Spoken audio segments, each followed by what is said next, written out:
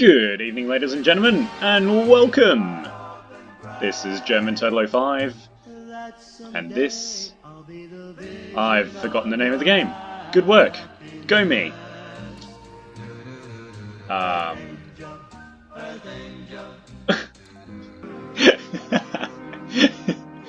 Hello everybody, and welcome to German Turtle. This is Surviving Mars.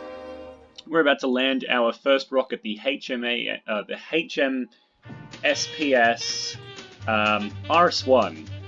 And yes, I didn't name it that. That is genuine. Yeah, as you can hear, I've got the Fallout radio going in the background. I might turn it down a little bit, to be completely honest. But yeah, let's get started. Over here, if there's metal over in this area, it'll be beneficial. So what we're going to do is we're going to land here, start with some, you know, nice nearby resources, and yeah, it should be a safe start up the top here. You never know with this game. Quite frankly, most of my colonies have failed. It's not because they fail or they're bad, it's just because of bad placement. So let's hope this is a little bit better. Thank you, Ivy, for your opinion there. I'm sure it's valid. Anyway, here we go. We're going to land our first spaceship. Now check out how much you can zoom in on this. It's so cool. But we do want to see the rocket landing. Here it comes, ladies and gentlemen, presenting RS-1.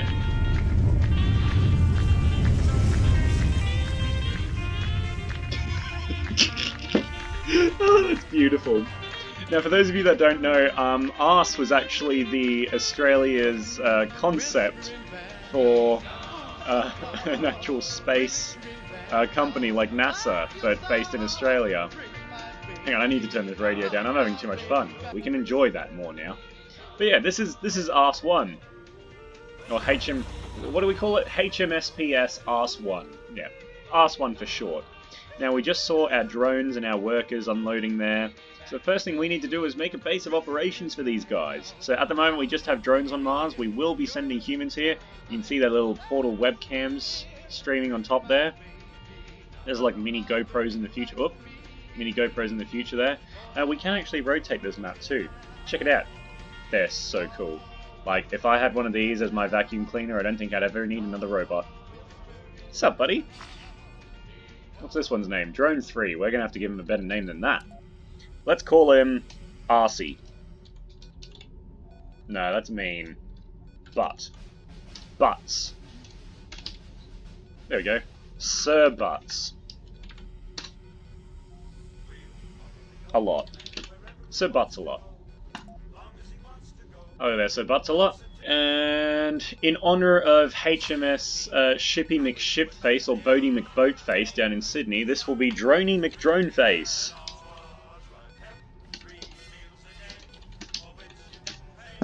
What a name.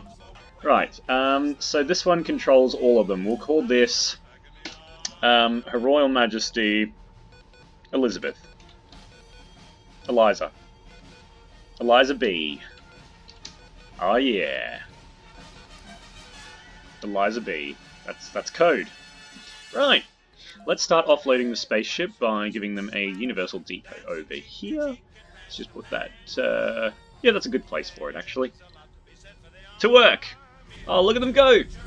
Oh, yeah. Alright, let's have a look.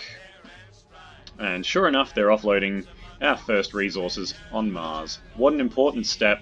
I mean, that polymer bit there was all the way over here, and then they moved it to here, but that's fine. That's fine. We're all good.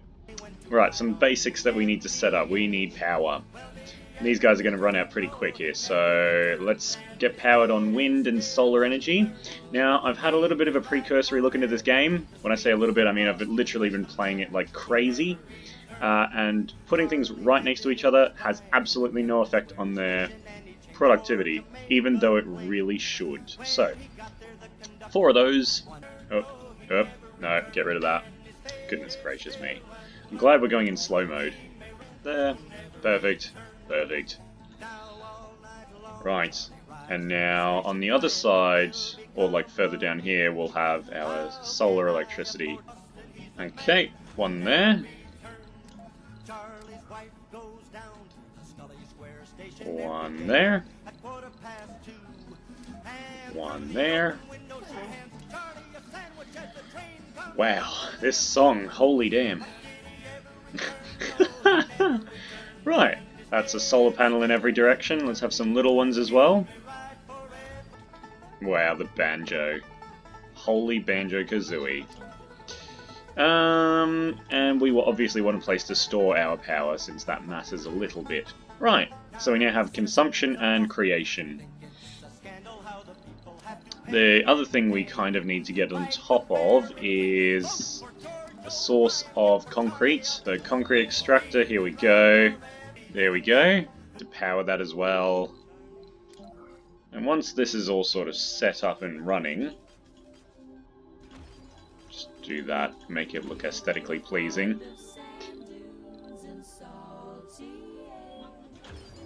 I'm a fan of sand dunes and salty air. Ooh.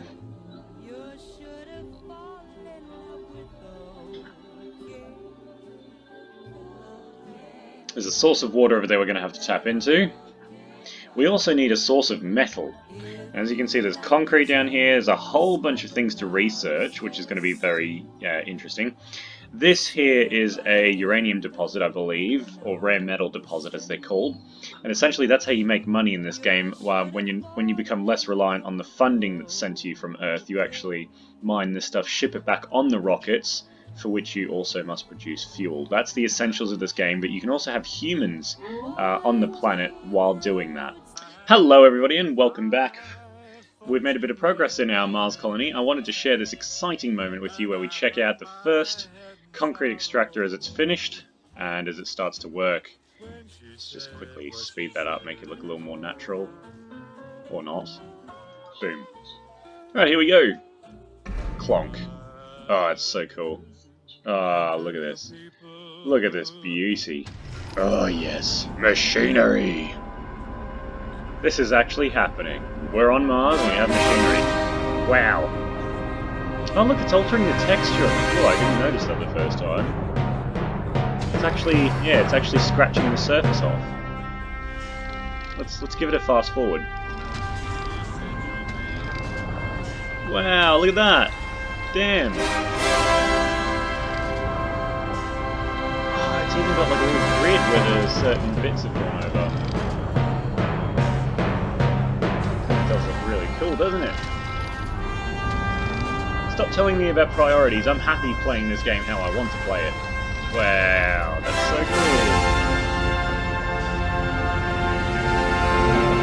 And that is how you get concrete. Then, oh yeah, we need to set up a few extra things to help concrete production along. So the first thing we need is a dumping site, because otherwise it'll just have all this waste rock not going anywhere.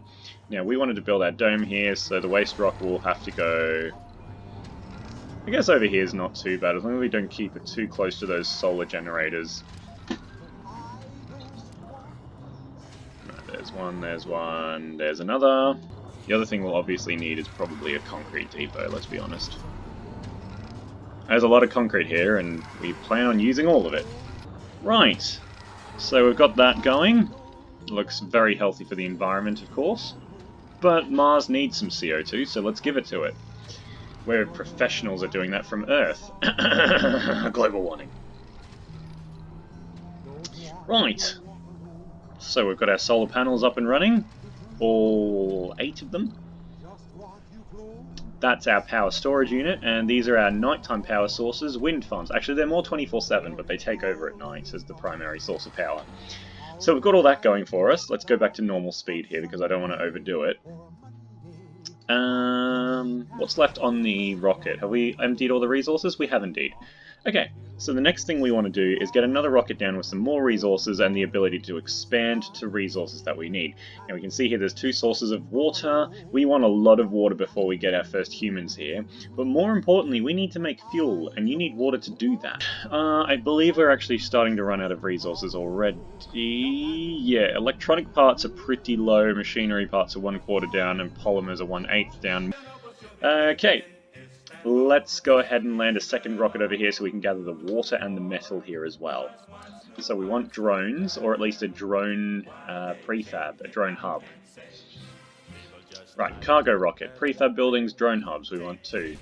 Let's go ahead and do that. Moisture evaporators for making water. Now, they take a lot of power, which requires a lot of parts, and we do need a fuel refinery, that's one of the big things. But to keep all these things running, we're going to need these eventually, machine parts, polymers, and electronics. If you don't have enough of those by the time you've got your first dome up and running, you're not going to make it. And the problem is you actually need to staff these. So I'm going to go ahead and get a fuel refinery down here, because that's step 1 to getting people on and off the planet. Moisture evaporators are important, but I think I'd rather expand towards those water bits up there, so we're just going to take 2 of those. And we need only 2 drone hubs at this point, which is good. So let's go back here. We also need an explorer, because we don't have one, and we've got so many anomalies to check out. And we're going to call this one R.T.S, obviously. Right, launch. Right, so now you can see down the bottom here, this one's on its way with those resources on board. Now we have 1 more rocket left after that, so we should aim to send one back in the near future. Oh well, look, this thing's actually shaving off layers, I think. Yeah, it is, because that was level there. Now the shade's here. Perfect timing. Now, it said we only had 4 concrete in stock, but you can see that's already going up. There goes another piece. There's another one. We'll be fine. The concrete's actually being used to construct this here. Oh look! What timing. Alright, so that's our power accumulator. That'll go up as it saves more power. As you can see, it's currently charging at a rate of 20. And our total demand is 5. Our production is basically 50. So we're good for power production for a very long time. Rocket is 40% between Earth and Mars, and we've just finished some research. So now we'll be able to make moisture evaporator upgrades. So we'll be able to upgrade the moisture evaporators. The only upgrades I really care about are about the ones that reduce the amount of maintenance you need. So if you have a look here at the solar generator, for example, the button's not even available yet, but basically you can upgrade them to produce more power and require less maintenance. Okay, so those drones are working hard.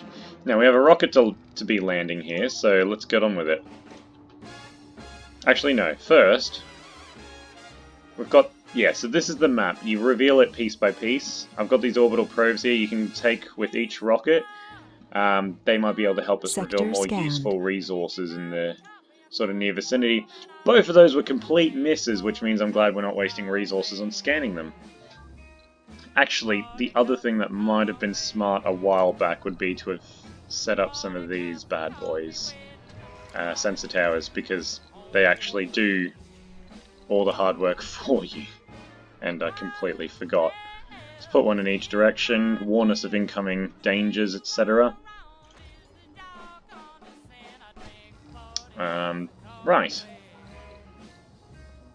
Don't need a recharge station yet. There we go. So we've got a drone sphere that's arrived with the rocket, sorry, a drone hub. Now we can build that out here to extend our range of coverage, but what I've sort of just realized is once this rocket leaves, there won't be anything covering this area.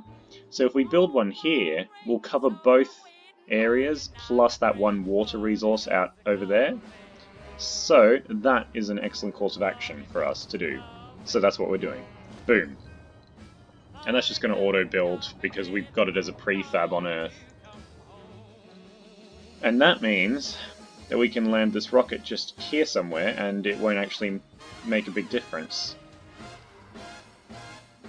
And that means the base will work better as just one continuous thing. There we go. Right, and now with this rocket we've also got our Explorer, so we can check out some of these eyeball things on the floor, and there's keyhole looking ones, etc, etc. Done some research. No resources in either of the places we scanned. Ladies and gentlemen, presenting the rocket, Her Majesty's Royal Spaceship, R.T.S. Hello! Oh, here she comes. This is the moment everyone's been waiting for. Beautiful. R.T.S has successfully made landfall on Mars, in the Ars colony. And there's our new explorer right off the bat. Hello, would you like to go check that out?